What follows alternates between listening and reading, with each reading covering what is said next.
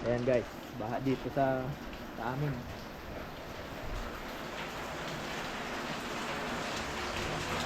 Baha sa eskinita namin.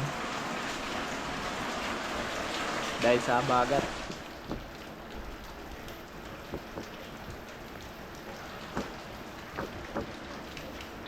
Ilagay na namin yung motor sa ano. Doon sa mataas na lugar.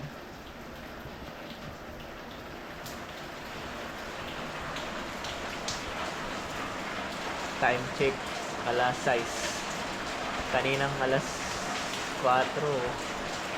Nandun yun sa pangalawang level ng hagdanan. Buti na lang may mataas yung lugar namin.